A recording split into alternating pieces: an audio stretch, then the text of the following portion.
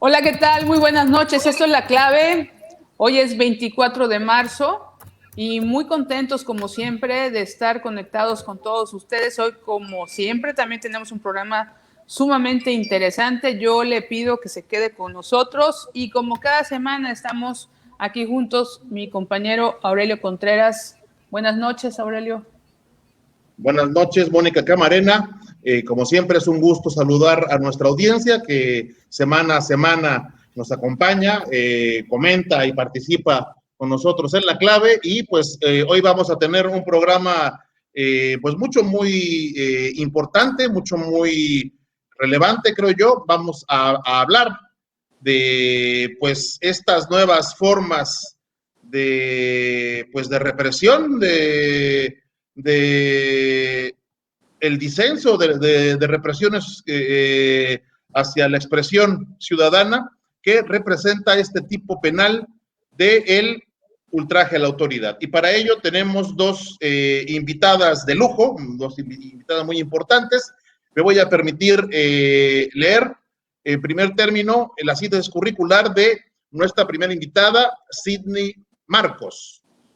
Sidney Marcos Escobar es licenciada y maestra en Derecho por la Facultad de Derecho de la Universidad Veracruzana, es especialista en Derecho Constitucional por la Universidad de Salamanca, España, especialista en razonamiento probatorio por la Universidad de Girona, España también, y es doctora en Derecho Procesal por el Centro Mexicano de Estudios de Posgrado, titulada con mención honorífica con la tesis de grado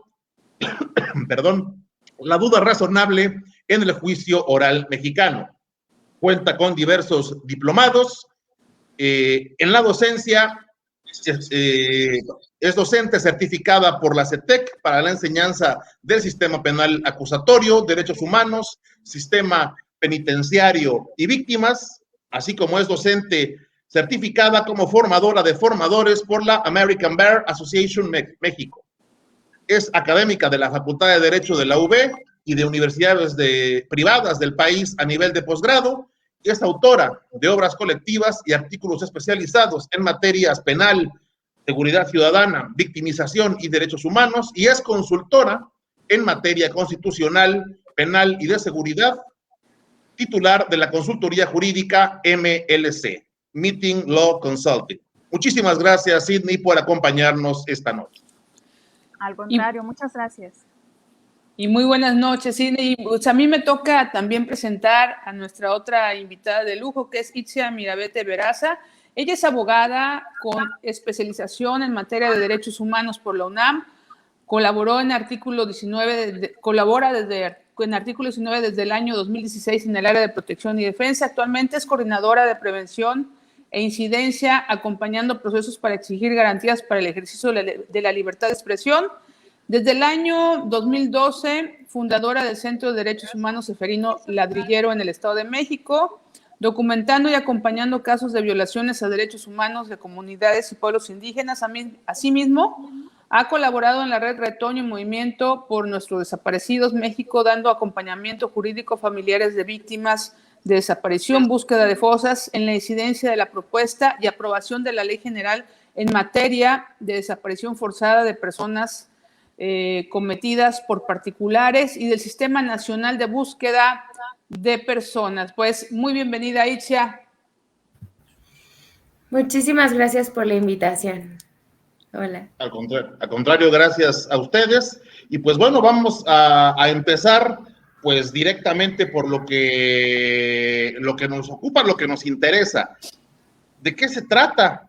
O cómo analizan ustedes. Ya hubo pronunciamientos tanto de artículo 19 como de la Academia de Derecho Penal de la Facultad de Derecho de la Universidad Veracruzana, pero quisiéramos profundizar al respecto sobre qué implica esta reforma al Código Penal de Veracruz sobre este delito fantasmagórico que suena como que a diazordacismo redivivo, este delito de los ultrajes a la autoridad.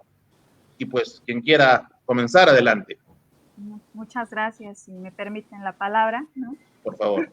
Bueno, pues primeramente agradecerles nuevamente este espacio, ¿no? Para compartir y socializar lo que en días pasados se propuso desde la Academia de Derecho Penal de la Facultad de Derecho de la Universidad Veracruzana, pero que, en la cual también participaron algunas otras y otros académicos de las áreas de constitucional y derecho procesal.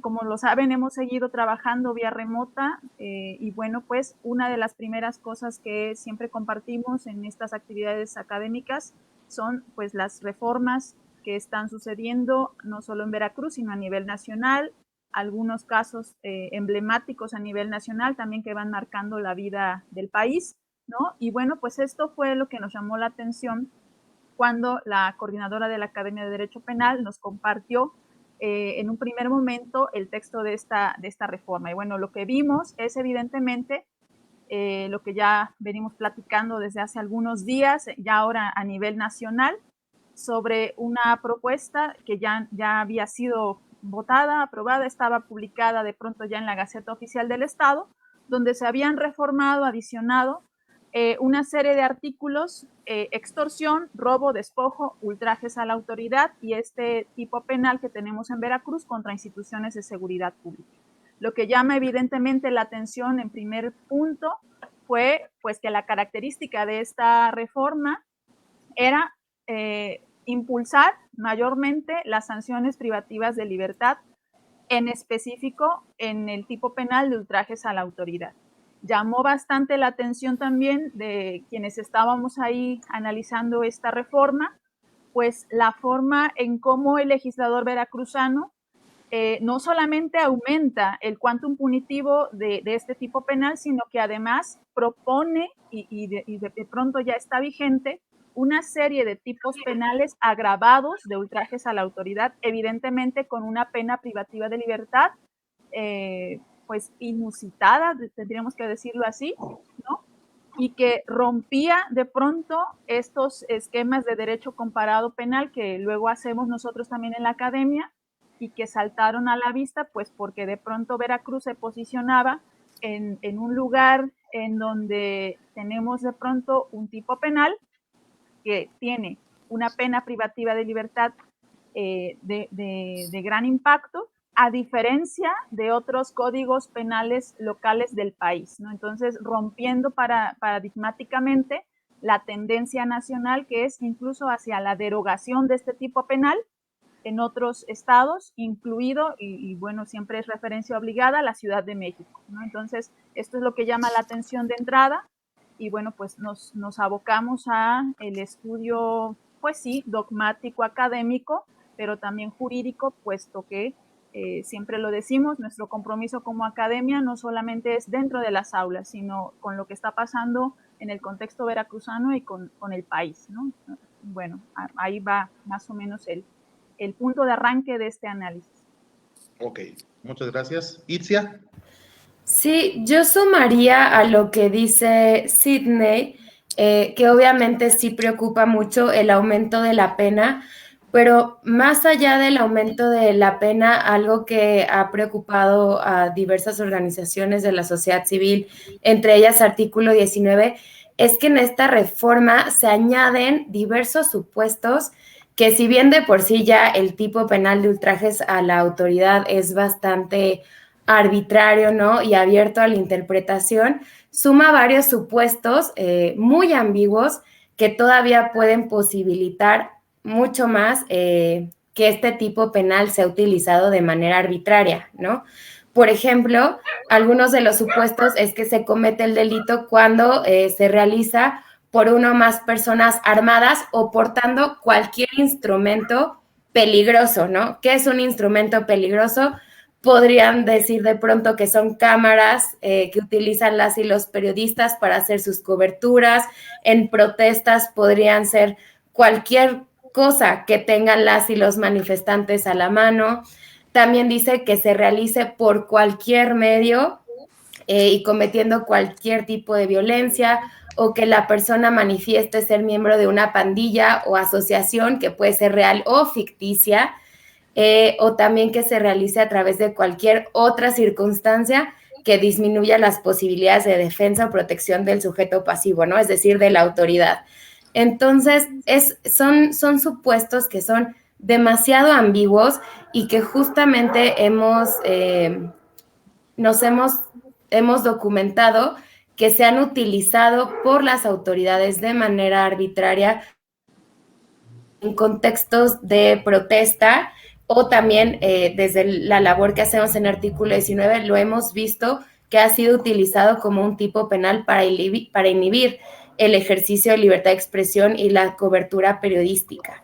De hecho, de manera no muy lejana, tan solo el 1 de marzo de este año, a un periodista en Veracruz del Foro Tuxpan estuvo detenido por casi 36 horas por estar cubriendo un hecho noticioso utilizando un dron. La autoridad dijo que el dron no estaba permitido y que eso era un ultraje a la autoridad, ¿no? Porque es cualquier elemento que consideren peligroso, y estuvo detenido 36 horas de manera muy arbitraria. Entonces, pues evidentemente estos son uno de los impactos que hemos visto y que además, como decía Sidney, van de manera contraria a la tendencia que han ido otros estados de incluso derogar este tipo penal, ¿no? Porque incluso la Suprema Corte de Justicia de la Nación se ha pronunciado en contra de este delito.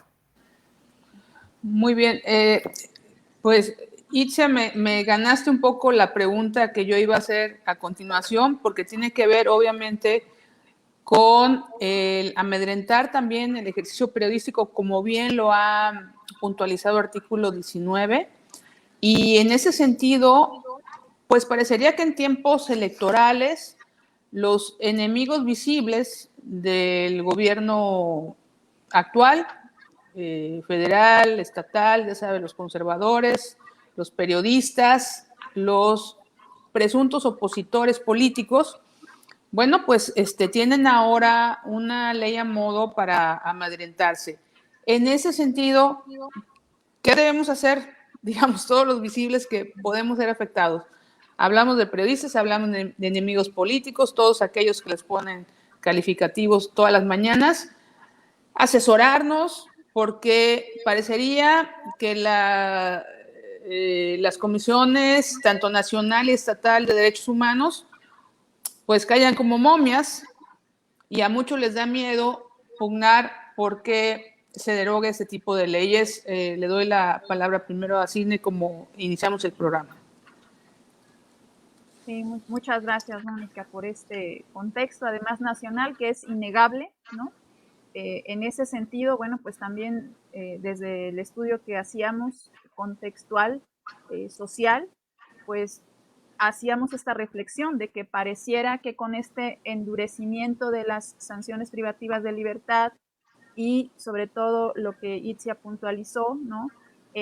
Acentuar tipos penales específicos, por demás ya ahora lo decimos, con una vaguedad tal que deja incluso a un margen tal de discrecionalidad de interpretación, tanto por el elemento policial que pudiese referir a haber sido ultrajado, ¿no? Como por el órgano investigador que en algún momento tendría que llevar a una sede judicial un proceso penal. Pero más allá de eso, decíamos nosotros, hacíamos esta reflexión, pareciera entonces que el contexto social veracruzano es tal en donde las personas ya no respetan a los elementos de seguridad pública, está tan desbordada esta actuación de las y los veracruzanos, que la única solución que ha quedado como estrategia para minimizar esta conducta social ha sido la criminalización de la misma.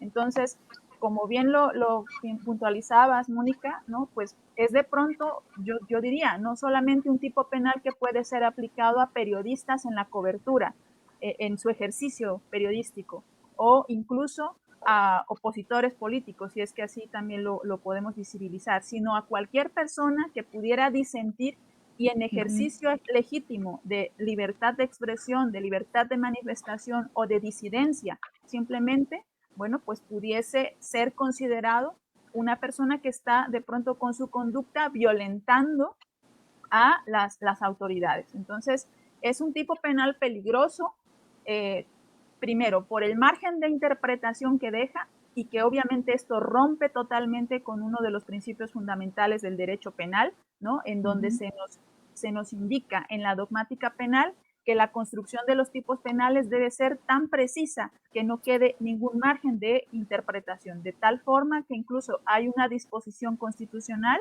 ¿no? En donde se prohíbe la interpretación de la norma penal, ya sea por analogía o mayoría de razón, lo que está propiciándose cuando tenemos un tipo penal tan impreciso, tan subjetivo y tan arbitrario de interpretar, insisto, tanto por la autoridad que se puede decir ultrajada y puede convertirse bajo esta hipótesis en un sujeto pasivo, en una víctima del tipo penal, ¿no? Del ciudadano de pronto, hasta la autoridad que investiga y evidentemente la autoridad que juzga, que decide si es que es así o no la actualización del tipo penal, ¿no? Entonces, de pronto no solo están ahora sí en peligro opositores políticos, periodistas, defensores de derechos humanos, ¿no? Sino cualquier persona que pudiera estar en un disenso con la autoridad. Itzia. Claro, yo lo que agregaría justamente es esta pregunta que tú lanzas, ¿no? O sea, ¿por qué ahora, justo cuando se avecina o está ya en la puerta un contexto electoral, que sabemos que es cuando vienen, o desde lo que hemos documentado, se documentan muchas más agresiones contra periodistas, también muchas más arbitrariedades contra personas defensoras, y justamente como dice Sidney, es un tipo penal tan amplio que incluso cualquier persona que de pronto pudiera, no sé, estar grabando compra de votos o algún abuso de autoridad en la calle, podría estar siendo detenida por este tipo penal, ¿no? Entonces, también sumaría al contexto veracruzano que, bueno, desde la parte de periodistas, y perdón que lo refiera tanto, ¿no? Pero es parte del trabajo de la organización, Veracruz es el segundo país, el segundo estado más violento contra la prensa a nivel nacional. Y obviamente es el estado donde más periodistas han muerto. También hay que decirlo que es uno de los estados donde hay mayores reportes de víctimas de desaparición forzada, ¿no? Es decir, cometidas a manos del Estado. Entonces, preocupa muchísimo más que en un estado donde se busca callar periodistas, asesinándolos, donde se desaparecen a las personas, ahora se le dé una herramienta y un arma más a la autoridad para poder detener y sancionar a personas que puedan estar evidenciando malas prácticas, ¿no? Prácticas autoritarias por parte de ellas. Sin lugar a dudas. Y bueno,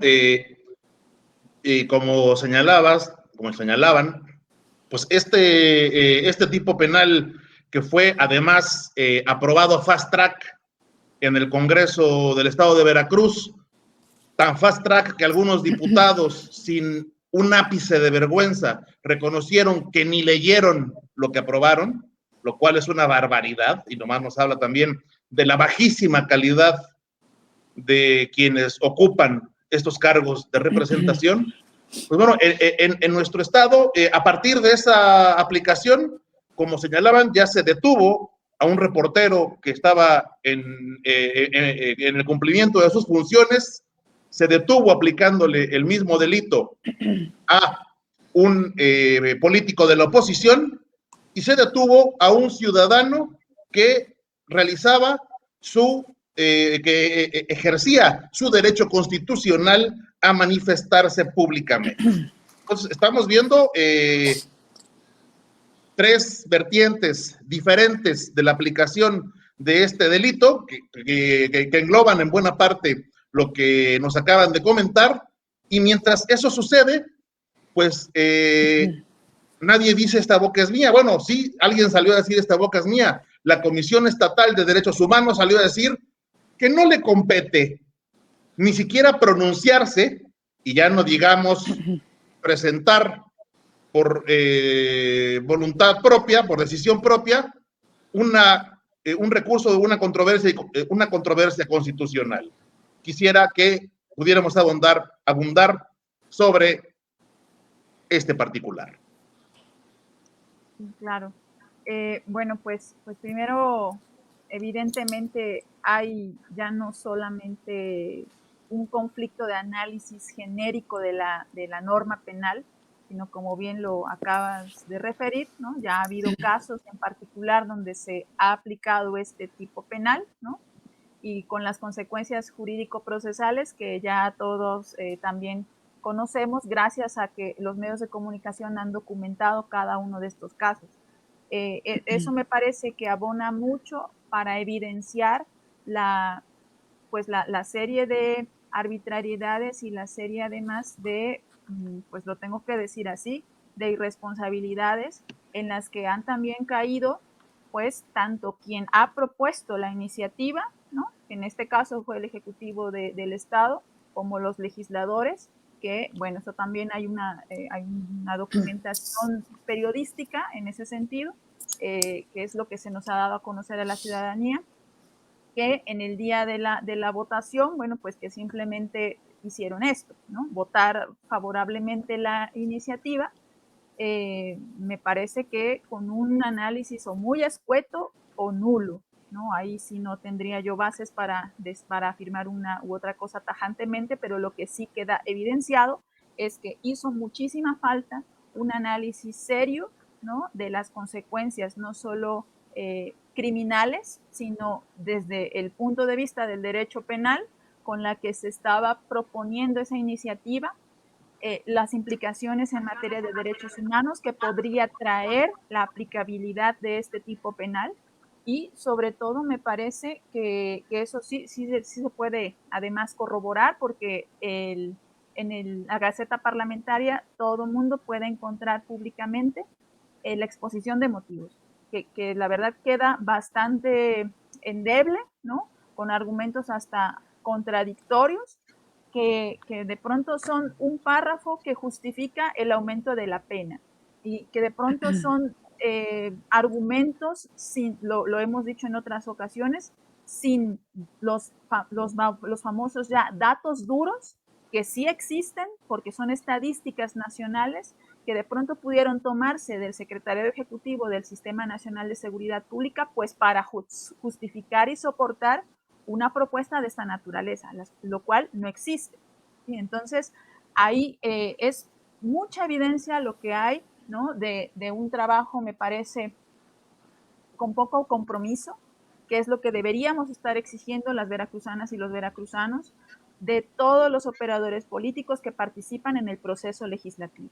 ¿Sí? No merecemos menos más que una norma que nos brinde seguridad jurídica, y lo que tenemos de pronto es la creación de un marco jurídico penal que bueno, pues ya estamos viendo las consecuencias, y bueno, ¿hacia dónde vamos? Pareciera hacia la tendencia restrictiva de derechos y libertades, hacia la tendencia de configurar un Estado represor, ¿no? Que eso es lo último que queremos en una democracia y en una pluralidad, si es que efectivamente vivimos en democracia y pluralismo, ¿no?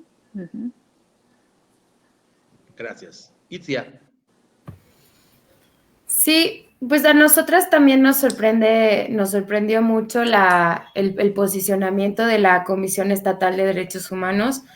Honestamente, nos pareció un posicionamiento, pues igual que el tipo penal, ¿no? Muy ambiguo, muy abierta a la interpretación, donde no dice si van a hacer o no van a hacer algo, como que se lava un poco las manos. Y yo creo, igual que Sidney, que las y los veracruzanos no merecen esto, ¿no? Merecen una institución que defienda, proteja, promueva derechos humanos, acorde con sus facultades y evidentemente atendiendo a todos los impactos que hablábamos sobre este delito. La Comisión Estatal de Derechos Humanos naturalmente tendría que estar presentando una acción de inconstitucionalidad. Incluso todavía dando el beneficio de la duda, ahora que lo comentabas, Aurelio, sobre posibles diputadas, diputados que se les pudo haber barrido, ¿no? Accidentalmente y no leyeron bien lo que estaban aprobando, pues todavía hay caminos, ¿no? Y también ellos podrían impulsar su propia acción de inconstitucionalidad. Entonces, creo que sí tienen las autoridades que de pronto pudieran estarse sorprendiendo por este tipo penal, tienen caminos para poder todavía contrarrestar esta aprobación y evitar que el daño pues sea aún mayor, ¿no? Y que día a día se vayan sumando más y más arbitrariedades. Entonces, pues incluso yo aprovecharía este programa, ¿no? Para hacer el llamado a la Comisión Estatal de Derechos Humanos y que con base en sus facultades promueva la acción de inconstitucionalidad para que... Creo que tiene algunos Creo problemas. que sí, algunos problemas de conexión. ¿Ya me Aquí escuchan? ya regresaste. Ya regresaste. Ay, perdón, yo seguía hablando y hablando. No, ya regresaste. Hacías un llamado a la Comisión de Derechos Humanos Estatal. Sí, pues aprovechar, ¿no? Decía el programa para hacer el llamado a la Comisión Estatal de Derechos Humanos y que con base en sus facultades y obligaciones promueva la acción de inconstitucionalidad correspondiente para que se derogue en su totalidad el tipo penal. Muy bien. Mi pregunta se va a enlazar con una pregunta de nuestro público, porque tiene que ver más o menos con lo mismo. Yo quería preguntar que si sería aconsejable, bueno, pues que todos los que en este momento pueden ser considerados por los que están ejerciendo esta ley garrote, hablando popularmente, pues se empiecen a asesorar, ¿no? Jurídicamente, para ver qué procede, por si los agarramos de malas o algo les molestó, pero coincide con tenemos muchos saludos, interacción con el público que está enlazado, pero como tiene que ver con mi pregunta, le doy voz a un periodista, colega de nosotros, Walter Ramírez, que dice: ante la posibilidad de ser víctima de la autoridad como reportero, ¿qué defensa jurídica a priori podría buscar o gestionar? ¿Es factible o posible tener un amparo para prevenir? Y creo que tiene que ver con lo que yo les iba a preguntar. Sidney, primero. Bueno, bastante interesante la pregunta, pero además muy, muy legítima, ¿no? Por el ejercicio periodístico en el que se encuentran las y los periodistas veracruzanos. Bueno, este tipo de norma en materia de amparo se conoce como una norma heteroaplicativa, ¿no? Respecto de la cual procede amparo indirecto, ¿no? En determinado momento, pero hasta el primer acto de aplicación. Es decir, las normas penales, a diferencia de otro tipo de normas, ¿no? Civiles, familiares, administrativas, solo cobran aplicación cuando tenemos un hecho que la ley señala como delito y a una persona se le inicia un procedimiento penal por ese hecho y la clasificación jurídica apunta hacia ese tipo penal, en el particular hacia el ultrajes a la autoridad. Entonces, solamente sería hasta ese momento en donde podría, evidentemente también con una defensa dentro del procedimiento penal, ¿no? Pues optar por una defensa constitucional a través de este medio de control constitucional como es el amparo. Amparo contra norma. Muy bien, muchas gracias. Itzia. No, pues en realidad no tendría mucho más que agregar a lo que dice Sidney, ¿no? Efectivamente, pues sí, la vía podría ser el amparo. Estaba tratando de pensar a ver si había como alguna manera de dar la vuelta, ¿no? Alegando justamente el riesgo que puede implicar, pero sí, en efecto, pues al ser una norma de carácter heteroaplicativa, que surte efectos al momento de que la autoridad comete el acto, pues sí tendría que ser esa la vía. Por eso justamente el llamado es más bien como a las autoridades a buscar la derogación del tipo penal, ¿no? Y sin embargo, pues bueno, se han hecho estos, perdón, adelante. Sí, aquí ahora que estamos como planteando el contexto, ¿no?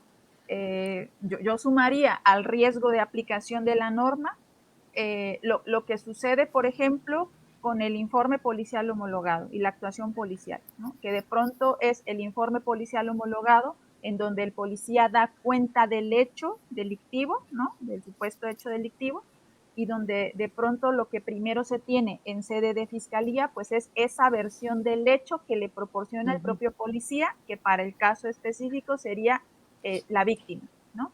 Entonces, es de pronto, aun cuando en el procedimiento penal acusatorio tenemos en ese primer momento del procedimiento solamente que valorar probabilidades, ¿no? Datos de prueba, decimos nosotros, bueno, pues eso sería suficiente para iniciar un procedimiento contra persona alguna, ¿no? Soportado en el informe policial homologado. Y alguien por ahí me decía hace unos días, de pronto la voz del policía frente a la voz del ciudadano. Ok. Y bueno, el problema es cuando esto también se politiza y no hay ni siquiera argumento jurídico que valga y se aplica pues el garrotazo de esta ley como va y sin posibilidad de dar marcha atrás. Importante, también nos plantea aquí el público cómo restituir a los particulares que fueron vinculados a proceso y una persona sufre prisión preventiva. Creo que es una pregunta muy pertinente que nos hace Rosailda Rojas Pérez. Sí. Pues saludo muchísimo a la maestra Rosailda Rojas, integrante de la Academia de Derecho Penal de la Facultad de Derecho.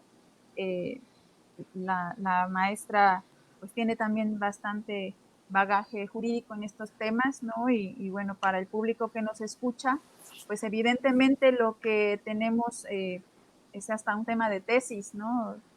Jurídico esto, de pronto la responsabilidad del Estado, ¿no? Cuando se impone una medida cautelar como esta, que es la más grave, la que más viola derechos humanos, respecto de la cual incluso tribunales internacionales, propiamente la Corte Interamericana de Derechos Humanos, tiene desarrollo jurisprudencial en el sentido de que rompe sistemáticamente, vulnera sistemáticamente derechos humanos. Sin embargo, ¿qué tenemos en México? Tenemos un marco constitucional en donde se legitima constitucionalmente la imposición de la prisión preventiva oficiosa y justificada. Entonces, eso que, por ejemplo, en 2008 comenzamos a estudiar, ¿no? Los que empezamos con el sistema, de que la prisión preventiva era excepcional en México tras la implantación del sistema acusatorio, yo siempre se los digo a los jóvenes, es de pronto como una mala versión que nos vendieron del sistema acusatorio mexicano, porque de pronto la permisión que tenemos en el orden jurídico mexicano es la imposición de la medida cautelar. ¿Cuál es el resultado que tenemos en algunos procesos de defensa de derechos humanos? Bueno, pues esta defensa de derechos humanos por prisión preventiva errónea. Entonces, ¿por qué? Porque otro tema también aquí que entra en juego es, hace rato lo mencionaba, la apreciación de los hechos, ¿no? Entonces, ese es otro tema también ahí jurídico, justo de razonamiento probatorio, al que muy pocos estudiosos en México le quieren entrar, ¿no? ¿Por qué? Porque de pronto la maleabilidad de los hechos permite la imposición de medidas tan gravosas como esta, que es la prisión preventiva, oficiosa o justificada, ¿no? También basada en parámetros meramente subjetivos, ¿no? Itzia. Sí, yo lo que agregaría a la pregunta de cómo restituir a particulares que ya fueron vinculados, creo que ahí también entra todo un tema de reparación del daño, ¿no? A las víctimas, que justamente ya es una deuda bastante grande la que tiene el Estado con muchas de las víctimas en el país, ¿no? De diversos delitos y diversas violaciones a derechos humanos. Y entonces creo que también la Comisión de Atención a Víctimas en Veracruz, e incluso la federal, y también la Comisión Nacional de Derechos Humanos tendrían que estar poniendo el ojo en este proceso, en lo que pueda llegar a ocurrir, porque efectivamente puede llegar a pasar que personas que puedan estar sometidas o vinculadas a proceso por este delito y posteriormente liberadas, tal vez al demostrar, ¿no? Cuando la autoridad no pueda demostrar la culpabilidad de la persona, pues va a ser reparar el daño a las víctimas. Y entonces ahí se viene también todo otro proceso que ya es bastante complicado en México, ¿no? Sobre cómo reparar el daño, incluidas la generación, por ejemplo, de garantías de no repetición. Entonces, creo que este círculo, tarde o temprano, nos va a llevar al tema de la reparación del daño en las garantías de no repetición, y que van a decantar necesariamente en la eliminación y derogación de este tipo penal, ¿no? Es lo natural que va a tener que llegar a pasar. Ahorita sí. ¿Sí me escuchan? Sí. Ah, Sí. perdón, es que de pronto se apagó todo.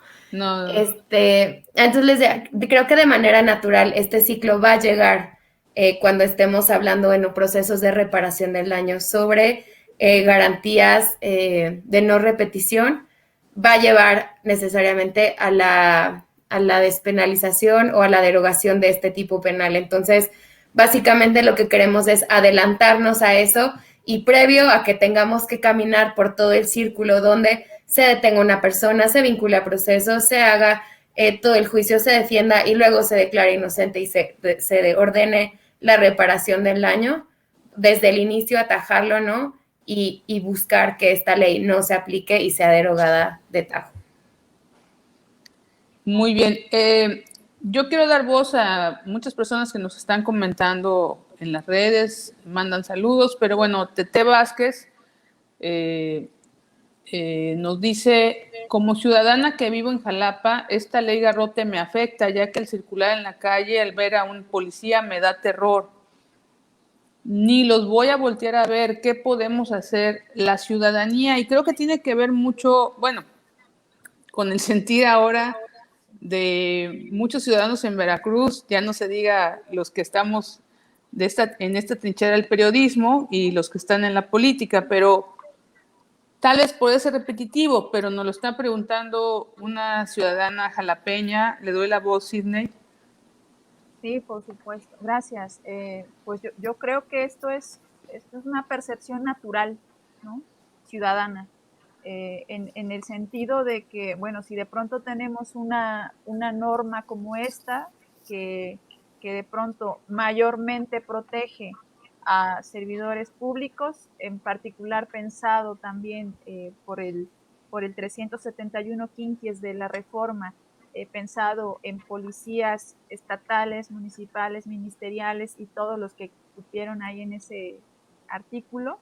Bueno, pues de pronto es legítima este comentario y esta percepción ciudadana, ¿no? De que yo ya no voy a voltear a ver al policía porque al rato, como hace rato lo decía, va a señalar en un informe policial homologado que no solo lo volteé a ver, sino que le hice tal y cual cosa o le dije tal y cual palabra, ¿no? Y entonces eso implique, según el tipo penal, la actualización del ultrajes a la autoridad, ¿no? O como hace rato Itzia también lo planteaba, de pronto como ciudadanos, ¿no? La tendencia ahora para también incluso proteger los bienes jurídicos es llevar un teléfono celular y grabar al policía para documentar qué cosa está pasando en realidad. Ah, bueno, pues claro. si esa acción el policía de pronto la va a considerar un ultraje, bueno, pues entonces cambiarán los papeles inmediatamente y ciudadano, ciudadana mía, usted es sujeto activo porque actualiza ultrajes a la autoridad contra un servidor público. Entonces, ¿es grave? Sí, claro. Válido que la ciudadanía esté ahora con esta percepción de temor, ¿sí? También muy válido. ¿Y qué podemos hacer como ciudadanos? Bueno, pues de pronto pareciera que entonces, bueno, pues agachar la cabeza, no hacer ningún comentario, no decir nada, taparnos de pronto, alejarnos, ¿no? De pronto de las policías, cuando la intención tendría que ser todo lo contrario, recuperar esa proximidad social, recuperar la confianza ciudadana. Fíjense nada más que está propiciando, pues que de pronto la ciudadanía desconfíe mayormente en sus instituciones, ¿no? Esas instituciones que están creadas pues para la protección de la propia población. Entonces, peligroso y yo creo que hasta contraproducente con el escenario de paz que se quiere supuestamente configurar en el estado de Veracruz. Claro.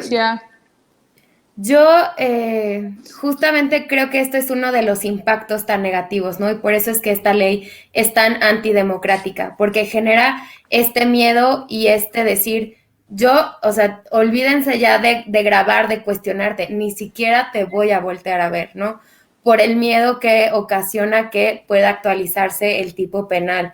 Entonces, creo que aquí estamos viendo claramente este impacto contra la democracia, contra el escrutinio público y que evidentemente debilita en su totalidad a una democracia, ¿no? Sin duda.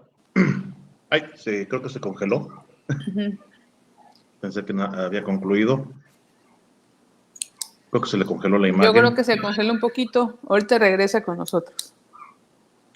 Pero bueno, para continuar en lo que...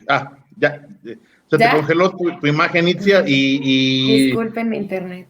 No te preocupes, pues bueno, ahora sí que esto tiene ventajas y desventajas, ¿no? Así es. Pero bueno, nos decías que esto pues es un atentado o puede significar un atentado contra la democracia y el escrutinio público. En eso nos quedamos. Claro, y justamente va reduciendo espacios de participación ciudadana. Yo lo que recomendaría sobre qué puede hacer la ciudadanía y qué podemos hacer todas y todos, pues es justamente sumarse a las voces de las personas, organizaciones, periodistas, academia, que están exigiendo que se derogue el tipo penal, ¿no? Creo que justamente por la afectación que tiene a cualquier persona, todas las personas tendríamos que estar exigiendo que este tipo penal fuera derogado y hacer presión al Congreso, a la Comisión Estatal de Derechos Humanos, para que no se aplique y se derogue. Ok. Sin embargo, pues lo que estamos viendo, digo, sí hay cierta presión, se han alzado voces al respecto, pero lo que vemos es una absoluta sordera de parte de quienes ostentan cargos de poder público en Veracruz. Hubo este pronunciamiento de artículo 19, hubo este pronunciamiento de la Academia de Derecho Penal de la Universidad Veracruzana, se han escrito varias columnas al respecto, criticando este hecho, y de parte de el gobierno entendido como los poderes del Estado, los tres, porque también creo que le correspondería al Poder Judicial, también tiene atribuciones para impulsar una acción legal. La respuesta ha sido el silencio absoluto. Un silencio absoluto que además, y corríjanme si me equivoco, nos deja a los ciudadanos en un estado de absoluta indefensión ante cualquier abuso que pueda cometer la autoridad legalmente establecida en acciones que podrían ser legales, pero sin lugar a dudas absolutamente ilegítimas. Y mi pregunta va en ese, o mi cuestionamiento va en ese sentido. Sí, por supuesto, Aurelio, pues este es el escenario en el que nos encontramos, ¿no? En donde Itzia lo ha puntualizado bastante bien. El empuje que ahora está viéndose, pues es parte de las organizaciones de la sociedad civil, de la academia, de periodistas que han advertido que están alzando la voz, ¿no? Con la propia labor periodística, la reflexión a la ciudadanía. Pero de pronto los órganos legitimados constitucionalmente para poder analizar y tomar acciones respecto de esta norma, como en cualquier otra norma que resultase contradictoria al margen constitucional, bueno, pues de pronto tenemos un silencio cómplice, ¿sí? Entonces, este escenario me parece que es sumamente peligroso porque de pronto no tenemos instituciones que verdaderamente soporten a los ciudadanos, que apoyen a la ciudadanía en la defensa de estos derechos. Yo hace rato hacía mención. Pareciera que entonces la tendencia va hacia la restricción de los derechos y libertades, ¿no? Cuando lo que se dice que estamos impulsando, que el gobierno está impulsando, es una democracia, Bueno, pues aquí, perdón, pero aquí la primera contradicción. Entonces, me parece que si hay alguien, ¿no?, que debe en todo caso tomar acción, pues son los propios órganos políticos legitimados constitucionalmente, como ya lo hemos venido destacando en esta charla. Y bueno, pues la facultad la tienen, ¿sí? La evidencia dogmática, real, contextual, ya está puesta. Entonces, ¿qué estamos esperando más? Estamos esperando una sentencia de un tribunal internacional como la Corte Interamericana para que al rato no sepamos cómo reparar el daño integralmente. Yo creo que no. ¿Sí? No necesitamos incumplir más obligaciones internacionales en materia de derechos humanos porque la solución está aquí mismo. Entonces, pues me sumaría a esto que también Itzia decía, bueno, yo invito, ¿no?, a esta, no solamente a la reflexión, sino a tomar acción, ¿sí?, para solucionar este marco jurídico que de pronto está chocando con el margen de respeto de derechos humanos. Itzia. Sí, pues la verdad es que la reflexión que haces, creo que muy apegada a la realidad, ¿no? Pero plantea un panorama bastante crítico y desolador, ¿no? Donde es bastante triste y frustrante ver que hasta el momento ninguna autoridad parece hacer eco de las exigencias ciudadanas. Sin embargo, pues como también mencionaba Sydney, ¿no? Perfilando el tema sobre pues siempre existen instancias también nacionales que pueden servir para hacer presión, entonces también está el llamado, ya lo mencionabas hace un rato también, la CNDH tiene facultades también para poder impulsar la acción de inconstitucionalidad, y si no, pues como se ha hecho tristemente en otros momentos, en otros casos, quedará acudir ante instancias internacionales para hacer y obligar a la autoridad a escuchar, ¿no? Evidentemente no es un camino sencillo y como hace un momento lo refería, ¿no? Creo que hay que adelantarse y en vez de que nos obliguen a caminar todo el camino, todo el paso que al final nos lleve a la derogación del tipo penal, creo que las autoridades podrían mostrar mucha mayor sensibilidad y capacidad de escucha frente a las necesidades y exigencias de la ciudadanía, si comienzan a atender de una vez pues, todo lo que se está planteando, ¿no?, en torno a esta reforma. Así es. Si me permiten, fíjense que tenemos muchas opiniones de nuestros amigos que están enlazados con nosotros. Norad Derhom dice: yo seguiré exigiendo a la autoridad, como lo he hecho de manera frontal, cuando cometen alguna acción indebida. Lo he hecho con los filtros sanitarios, claro, de manera respetuosa, materializando el 8 constitucional de manera verbal y claro, siempre atendiendo a una exigencia de manera respetuosa, pero con motivación y fundamento. Ya les contaré cómo me va. Igual no lo hago pronto y sea después de 72 horas. Mariela Quintanar nos dice: ojalá nos pudieran compartir su punto de vista respecto de la emisión de este decreto en el contexto actual de violencia contra las mujeres y las obligaciones del Estado mexicano en relación con los operativos de seguridad después de la sentencia del caso Atenco. No sé, ¿quieren comentar algo al respecto? Sí, sí, perdón. Sí, sí. Sí, bueno, pues esto es también algo que yo visualizaba, ¿no? Recientemente hemos visto cómo la exigencia de colectivos feministas, ¿no? Pues es justamente esta la forma en cómo hemos encontrado formas de exigir los derechos de niñas y mujeres.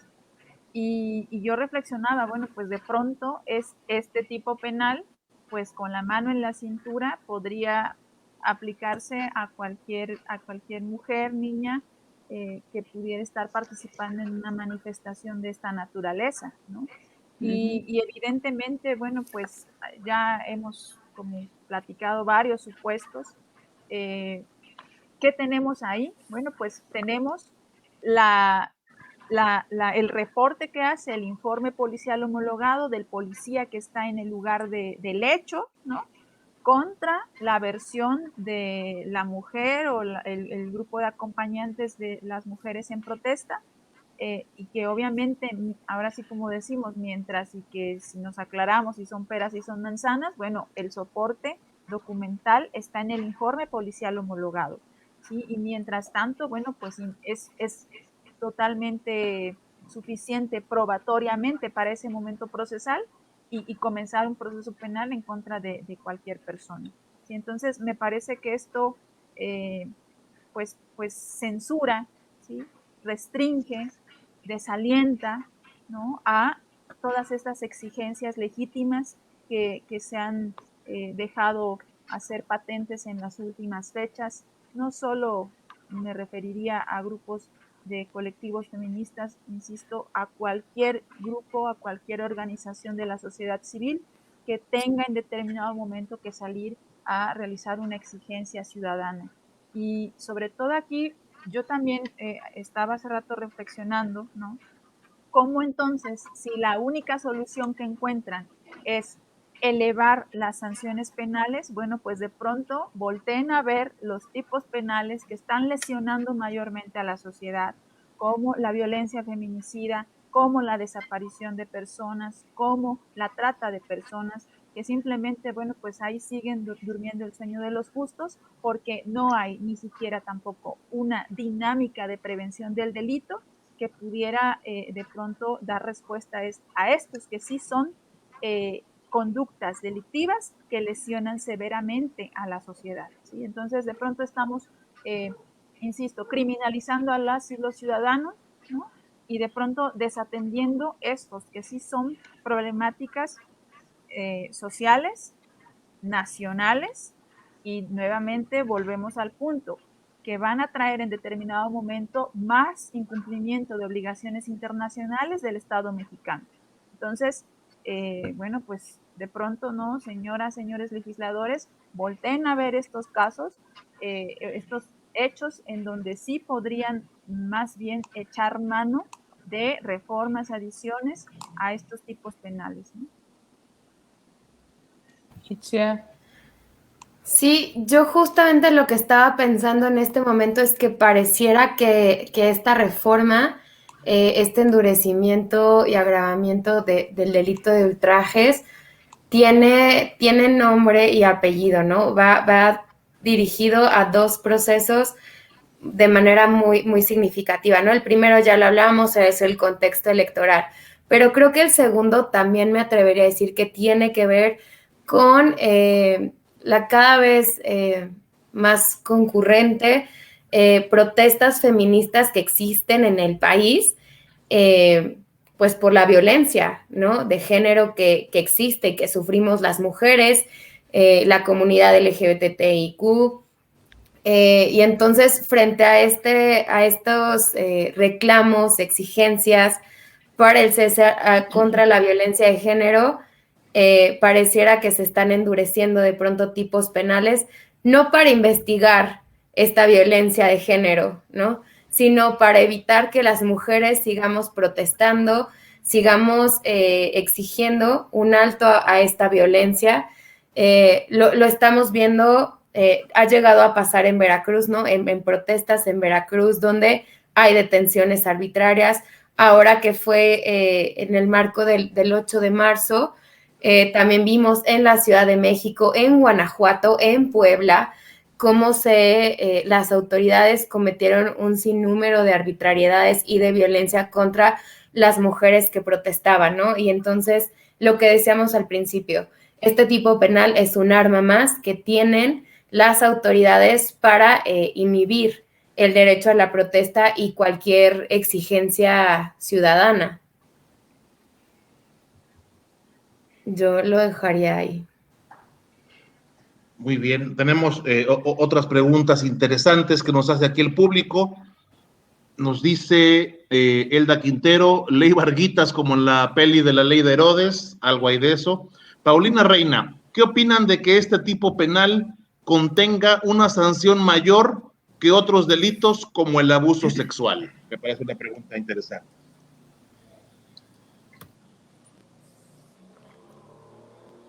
Sí, bastante interesante esta pregunta, ¿no? Y además documentada, ¿no? Se puede verificar esto fácilmente revisando el Código Penal de Veracruz.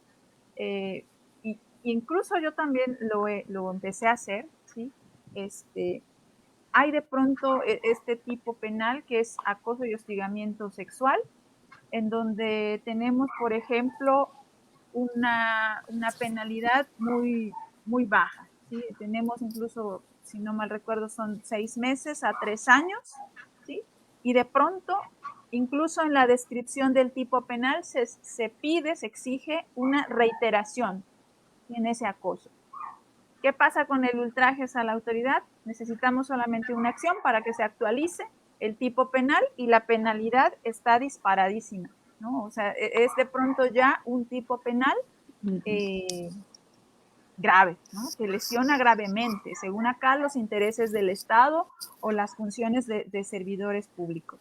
Entonces, si efectivamente estamos frente a legisladores coherentes, ¿no? Que desean proteger mayormente a mujeres y niñas respecto de estos hechos delictivos, bueno, pues de pronto también tendríamos que estar exigiendo, ¿no? Si es que esa es la única respuesta que pueden darle a esta problemática, pues el endurecimiento de las sanciones penales allá, a esos tipos penales.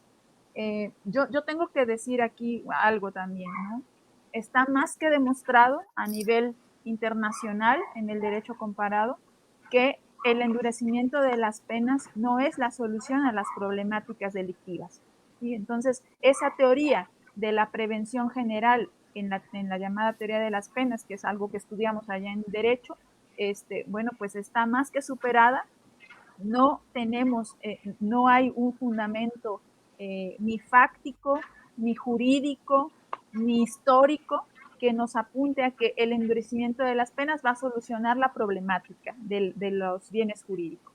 Y aquí tenemos que buscar respuestas en política criminal, en estudios de prevención del delito, en acciones certeras que sobre todo ahora estén con esta tendencia a la divulgación y difusión de la cultura de paz. Eso es lo que no estamos visibilizando en las acciones que se están tomando por el gobierno, por los tomadores de decisión. Si tuviésemos esa integralidad del problema, ¿no? Bueno, pues obviamente lo primero que tendría yo que decir, bueno, acciones de prevención del delito, acciones para la difusión de la cultura de paz. ¿Qué necesita entonces tener el ciudadano o la ciudadana veracruzana para respetar a sus servidores públicos? ¿Qué estás haciendo? ¿Qué has hecho hasta el momento y que no te ha funcionado? Que ya la única solución que encuentras es endurecer las penas. Con todo y que el endurecimiento de las penas no te va a solucionar el conflicto, ¿no? Entonces, me parece que, bueno, pues aquí de entrada tendríamos que también decir algo, ¿no? Necesitarían, pues, en determinado momento acercarse de las expertas y expertos, pues, para que de pronto puedan encontrar soluciones reales a el Veracruz real que estamos viviendo, ¿no? Entonces, ahí el comentario. Sí. A mí me ganó un poquito, Sidney, la idea, que de hecho se me fue en la pregunta pasada que quería hablar sobre eso, ¿no? El tema de agravamiento de las penas, coincido ampliamente, ¿no? Se ha demostrado que no es la respuesta para ninguna de las problemáticas sociales que existen en el país. Por el contrario, en un país donde además tenemos uno de los más altos índices de impunidad, agravar las penas no tiene ningún significado, ¿no? Se trata solamente de más discursos, de más demagogia y que además puede potenciar incluso mayor corrupción, ¿no? Entonces, el tema de agravar las penas no es recomendable. Y pensaba también en esto que decía Sidney sobre el tema de acciones de prevención. Y claro, para todo el tema de, por ejemplo, abuso sexual, feminicidios, también incluso colectivas feministas lo han reiterado, ¿no? El tema del agravamiento no es una de las prioridades de muchas de las colectivas feministas, sino más bien impulsar acciones de prevención. pero entonces trataba ahorita en mi imaginario de trasladarlo al tema de ultrajes a la autoridad y decía, bueno, o sea, es necesario impulsar acciones de prevención para evitar que la ciudadanía ultraje a la autoridad. En realidad, creo yo que ese ni siquiera es un problema que se presente ni en Veracruz ni en ninguna parte del país, ¿no? La ciudadanía no es que le falta el respeto a la autoridad, no es que exista una cultura donde la ciudadanía busque aprovecharse de la autoridad, sino todo lo contrario. Lo que vemos en el día a día son abusos de la autoridad hacia la ciudadanía. Entonces, elevar las penas de este tipo penal no tiene ningún sentido. Buscar erradicar una problemática que no existe no tiene ningún sentido, ¿no? La ciudadanía no le está faltando el respeto a la autoridad. Lo único que está haciendo la ciudadanía es disentir, es debatir y es buscar ampliar espacios democráticos, ¿no? Y eso no puede ser visto como un delito y eso no debe ser criminalizado. Entonces, pues yo nada más coincido en todo el tema de otros delitos que sí son un problema. El tema de agravamiento de las penas no es la solución, se tienen que buscar acciones de prevención. En el tema de ultrajes a la autoridad, ni siquiera tiene sentido pensar en acciones de prevención porque no hay una problemática real donde la ciudadanía esté faltándole el respeto o esté ultrajando a la autoridad, ¿no? Y obviamente agravar la pena mucho menos tiene sentido. Por supuesto. Oigan, tenemos muchas saludos, inquietudes del público. Nos tardaríamos mucho más tiempo no sé qué piensa Aurelio, de discernir. Tú dime si continuamos. Pues yo creo que podríamos incluir las últimas dos preguntas que me parecen muy interesantes. Los últimos dos comentarios. Sí. Bueno, leo el de Abraham Araiza. Lo considero un tipo penal represivo que criminaliza a la sociedad en general, al ciudadano que pueda exigir derechos o señalar fallas del sistema. Un decreto que allana el camino para un Estado autoritario. ¿Quieres tú leer la última? Sí, bueno, yo tengo una de Rosailda Rojas nuevamente que dice, ¿qué opinión les merece la emboscada de que fueron objeto la Policía del Estado de México y fiscales? Esas son las dos últimas preguntas que... Bueno, ya cayeron otras tres. Pero ya cayeron más. Ya, dice Lulú hasta donde López, ustedes nos digan también sí. que puedan continuar. Sí. Lo que se cuestiona también es qué hacen con los cuerpos, qué hacen con los cuerpos de seguridad que se supone que deberían estar mejor entrenados y capacitados en momentos de crisis y ahora resulta que las reformas obedecen porque le dan el brinco los delincuentes. ¿Cuál es entonces el fin de tener un presupuesto tan elevado para seguridad pública si los policías siguen sin estar debidamente entrenados y desconocedores de los recursos legales? A ver, Sidney, lo que ustedes quieran responder. Sí, muchas gracias. Son varias cosas, sí, ¿no? Sí. De varios temas y voy a tratar de... Sí. Bueno, lo primero que hay que decir es que en México los ejes de capacitación de instituciones de seguridad pública están definidos claramente por el Secretario Ejecutivo del Sistema Nacional de Seguridad Pública. Y que todas las corporaciones policiales del país, las instituciones de procuración de justicia, tienen una exigencia de tener elementos capacitados. ¿Sí? Entonces, es un presupuesto de cualquier institución de seguridad pública, estar con su personal capacitado. Estos programas de capacitación, bueno, pues no solamente incluyen marcos jurídicos, sino técnicas policiales y técnicas de supervivencia y entrenamientos especializados. Entonces, de pronto, bueno, pues tener policías capacitadas no es solamente insisto, un presupuesto, es una exigencia y una obligación que debe cumplir cualquier institución de seguridad pública. Segundo punto, aquí me parece que está confundiéndose gravemente, y así fue en la exposición de motivos, la delincuencia convencional con la organizada, que es el caso de los últimos ataques que hemos conocido a nivel nacional en el Estado de México y en otras latitudes del país. Entonces, delincuencia organizada ataca a las instituciones de seguridad Pública y de Procuración de Justicia. Fueron policías ministeriales las víctimas. Acá no hay ataques, al menos de los ciudadanos de esa naturaleza, contra las instituciones de seguridad pública. Entonces sí hay que diferenciar, me parece, y como decimos coloquialmente, no meter al mismo huacal, ¿sí?, los hechos de delincuencia organizada y los hechos de delincuencia convencional. Ahora, los soportes nacionales de las estadísticas del propio secretario ejecutivo, ¿saben dónde incluye al tema de ultrajes o al tipo penal, perdón, al delito de ultrajes a la autoridad? En ese conjunto que dice de otros delitos del orden común o del fuero común. O sea, ahí, ¿no? Como Itzia lo puntualizaba hace rato, no se trata de un hecho delictivo que esté azotando, ¿sí?, a la sociedad, ni al país, tendría yo que decirlo. Que claro, eso también hay que mencionar ahora. Es cierto, la desconfianza ciudadana respecto de las instituciones de seguridad pública es cierta, que esta cifra negra que no podemos bajarla, ¿sí?, sigue estando ahí presente porque no hay esa cercanía de la ciudadanía hacia las policías, no obstante que las policías en el sistema acusatorio tienen una obligación de la recepción de la denuncia. Bueno, pues actualmente las policías, muy pocas policías del país, sobre todo las municipales, están realizando esta función, esta obligación.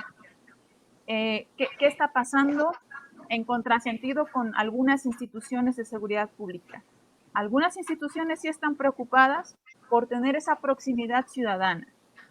Doctrinariamente incluso estamos hablando de seguridad ciudadana, de cómo involucrar al ciudadano en las labores de prevención del delito, cómo comprometerle con su vecindario, con su comunidad para la prevención del delito. Vamos a lograrlo con una norma penal de esta naturaleza, que de pronto, pues tan solo hace rato una persona decía, voy a tener miedo mirar al policía. Bueno, señor mío, de pronto ni siquiera voy a querer decirle que vi o que algo pasó aquí en mi vecindario, pues porque al rato no vaya a ser, ¿no?, que me diga que hice otra cosa y me aplique este tipo penal, o vaya usted a saber qué más, ¿no? Entonces, me parece que estamos totalmente disociados con esta preocupación de la seguridad ciudadana, y más que abonar a la conformación, yo insistiría en eso, a la conformación de una sociedad basada en cultura de paz, basada en participación ciudadana, basada en seguridad ciudadana, que es la tendencia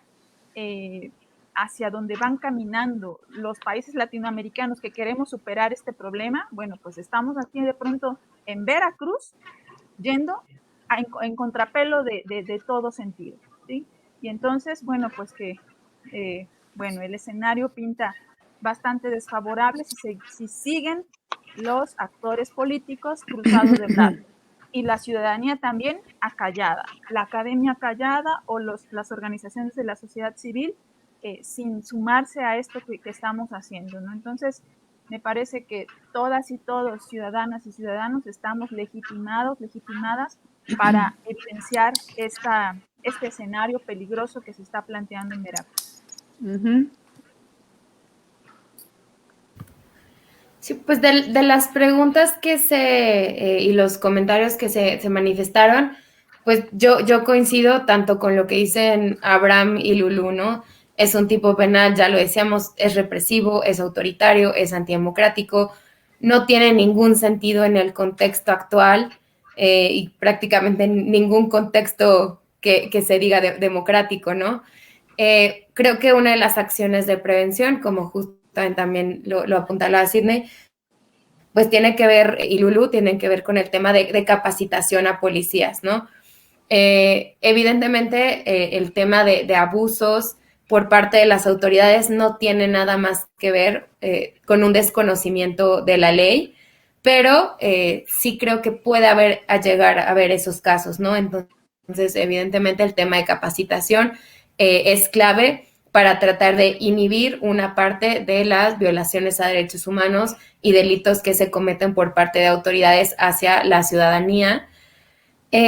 Sobre el tema que comentaban de la emboscada en el Estado de México, yo también coincido ampliamente con lo que decía Sidney. En realidad, creo, pensando justamente en la ambigüedad del tipo penal, ¿no?, de Veracruz sobre ultrajes, creo que es tan ambiguo que pues obviamente sí podría entrar, ¿no? Porque habla de que es cualquier tipo de violencia con cualquier objeto de una entidad que puede ser real o ficticia, un grupo organizado, sea ficticio o no, sea de delincuencia organizada o no.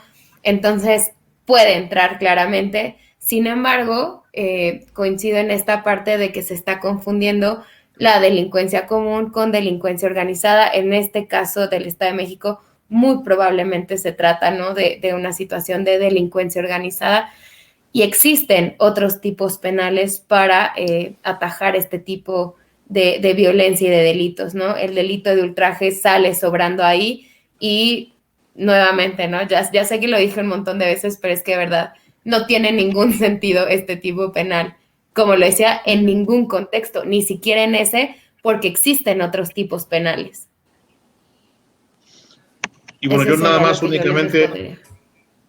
gracias, únicamente a manera de conclusión quisiera plantearles, pues bueno, siempre una política pública que tiende a ser como esta, represiva, basada en aumentar penas, pues su objetivo termina siendo el silenciar a las personas, silenciar a los ciudadanos, y este silenciar pues no pasa sin duda por los periodistas, pero finalmente la intención, el objetivo real es silenciar como tal a la sociedad para que, pues, por miedo, ya no diga nada, ¿no? Y quisiera poder concluir con una reflexión final al respecto. Sí, bueno, pues este contexto es además innegable, ¿no? Hay obviamente en la conformación de este tipo de marcos jurídicos represivos, de disminución de derechos, pues también una reacción, ¿no? A callar voces, a no alzar la voz, ¿no? Sin embargo, me parece que bueno, el posicionamiento con el que empezó esto, que fue el posicionamiento, la carta que dirigió la academia, académicos y académicos de la Facultad de Derecho de la Universidad Veracruzana, lo hicimos en realidad como un ejercicio que siempre decimos y reiteramos. Tenemos un compromiso social, no solamente dentro de las aulas universitarias. Día a día estamos con nuestras y nuestros estudiantes diciendo, bueno, lo que se dice en las aulas es el deber ser, ¿sí? Y más allá de ese deber ser, pues me parece que esa es la forma ética y responsable con la que debemos enseñar a las y los futuros abogados y abogadas de Veracruz. Entonces, no estamos nada más mirando un escenario local, ¿no?, sino que estamos mirando incluso un escenario nacional que obviamente, bueno, pues tenemos que salir a la defensa de estos derechos y libertades que tanto han costado a generaciones, a luchadores sociales, y que para que con una reforma, un decreto, bueno, pues de pronto puedan echarse años y años de lucha y conquista de derechos, me parece que pues callar no es opción. Sobre todo invitar a la reflexión seria, informada y documentada, me parece que nunca estará de más. Y bueno, pues yo simplemente también invitaría, ¿no?, a que lo hagamos, ¿no?, en los grupos pequeños, ¿no?, con nuestros estudiantes, nosotros como académicas y académicos, con nuestros amigos, amigas, colegas de trabajo y reflexión quizá, ¿no?, porque estos son los problemas serios que no solamente impactan inmediatamente a nuestras vidas, sino que están impactando de pronto en el marco jurídico, que pues el orden jurídico es el que nos rige en la sociedad, ¿no? Entonces, callar no es opción, reflexionar siempre será una posibilidad de allegarnos al conocimiento. Pues yo con la conclusión que trataría de cerrar es justo recordar que, contrario a lo que este tipo penal está intentando, los estándares internacionales refieren que las autoridades están obligadas a tener un umbral de tolerancia mayor a la crítica, ¿no? Entonces, justamente es todo lo opuesto a lo que este tipo penal trata de hacer, que coincido con lo que decía Aurelio, ¿no? Que es inhibir la libertad de expresión, inhibir las voces críticas y disidentes, cerrar espacios democráticos. Entonces, yo también trataría como de cerrar haciendo este llamado, porque hubo muchas preguntas también al respecto sobre qué hacer la ciudadanía, en esto que también decía Sidney, ¿no? Callar no es opción, y es importante recordarle a las autoridades la obligación que tienen de respetar, proteger, promover, garantizar derechos humanos. Están obligadas a tener un mayor umbral de tolerancia. Incluso hasta la Suprema Corte ha hablado sobre discursos chocantes o incluso ofensivos. Tienen que aguantarlos cuando es en su calidad de funcionarios públicos, porque es un asunto de interés público. Entonces creo que es importante que la ciudadanía y todas y todos sigamos recordándole a las autoridades que no tienen ningún derecho, mucho menos una facultad para tratar de silenciarnos y de inhibir nuestro derecho a disentir. Así es, por supuesto. Pues les queremos agradecer muchísimo esta interesantísima charla que hemos tenido esta noche. Incluso por aquí nos decían que siguiéramos y siguiéramos, pero no, ya hay que concluir. Y pues de verdad expresarles nuestra gratitud porque pues finalmente nos han, además de que dado luz sobre qué podemos hacer o qué nos queda hacer a los ciudadanos ante una situación como esta, pues evidenciar que finalmente esta reforma implica pues un arma contra las ciudadanas y ciudadanos, en este caso de Veracruz, pero que pues si lo dejamos pasar, pues puede extenderse hasta donde se quiera, ¿no? Entonces, pues verdaderamente les estamos muy agradecidos. Sí, muchas gracias. No, al contrario, muchas gracias a ustedes por el espacio y propiciar la reflexión de estos temas, ¿no? Que, como lo decía y lo reitero, ¿no? Nos impactan a todas y todos en este estado. Así es. Muchísimas gracias por la invitación. Gracias a ustedes. Y gracias a todo nuestro público que nos ha seguido con mucho interés esta noche y como siempre, y informarles que pues como también nos cansamos, nos vamos a tomar unas vacacioncitas en la clave y nos vemos nuevamente el próximo miércoles 14 de abril para retomar pues estos ejercicios de reflexión y de análisis pues de lo que nos afecta a todos los que vivimos en este estado y en este país. Muchísimas gracias, muy buenas noches, esto fue La Clave, hasta pronto. Gracias. Bye.